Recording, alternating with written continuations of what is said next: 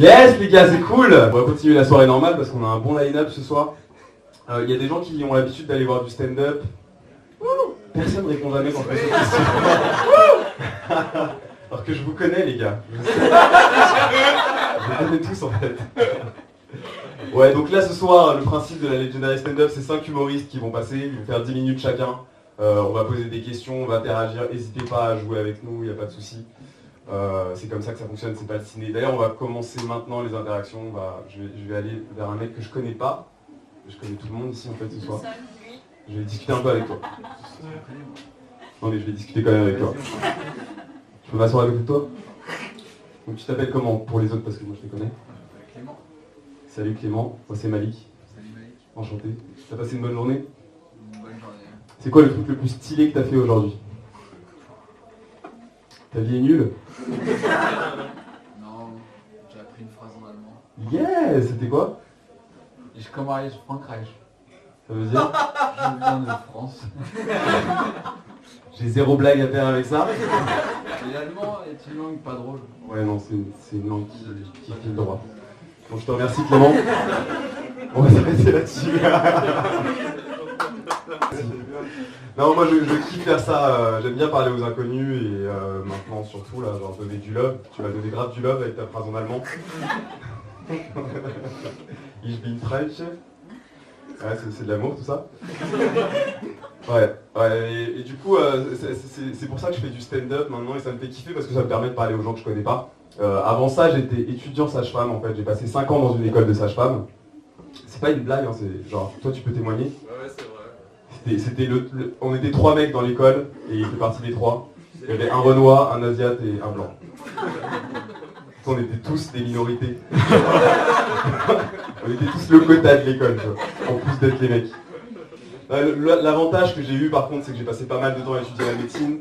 Donc je suis devenu un peu la référence médicale, tu vois, pour mes potes. Quand ils avaient un truc chelou, genre j'étais l'étape, une fois qu'ils avaient regardé Doctissimo et avant d'aller aux urgences, ils me filaient un coup de fil pour savoir si c'était pas trop limite. Et du coup, un soir, à minuit 30, je reçois un appel d'un pote, j'étais en train de bosser. Il me dit « Allô, salut Malik, ça va ?» Déjà un mec qui t'appelle avec cette voix-là à cette heure-ci, il y a un truc chelou. Non, écoute, il n'y a rien de chelou, j'étais avec ma meuf, là, on faisait l'amour au calme, et puis j'ai perdu mon préservatif dans elle, en fait. Qu'est-ce que je fais? Genre, je sais pas, gros, tu vois, c'est tellement pas mon problème, j'avais envie de dire, prends un iPhone et une fourchette et va le chercher. C'est pas mon délire, tu vois. Ouais, non, c'était marrant. C'était marrant. Donc, je vais vous demander de faire un max de bruit pour le prochain qui va passer. Il s'appelle... Putain, j'oublie tout le temps son prénom. Georges, Roger, Joseph, Joseph les gars. Merci.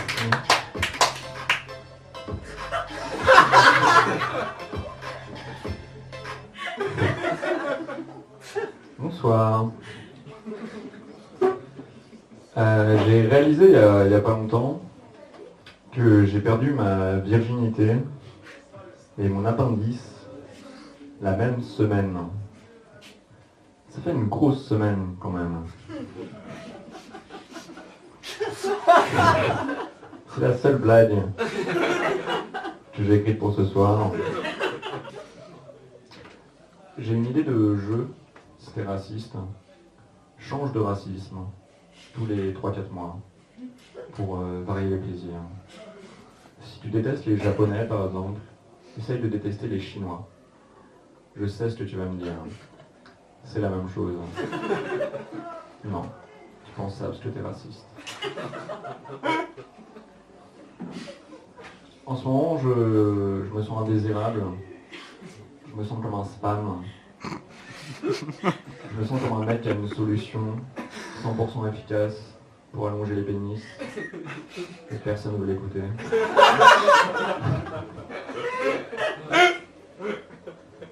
Je crois que j'ai pas un bon rapport avec les gens.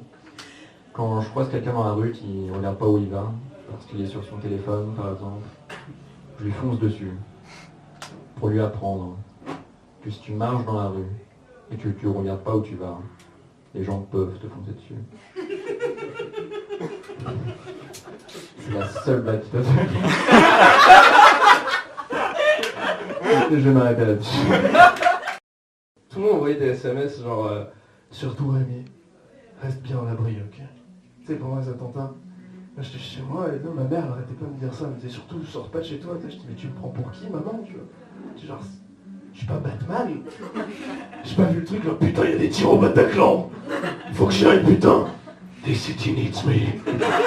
I'm the one they wants. I'm the Dark Knight. Et ça, je suis resté chez... J'adore. Quand je raconte des blagues, vous le voyez pas, il me regarde. Raconte-moi ce qui s'est passé, Rémi. Raconte-moi ton histoire.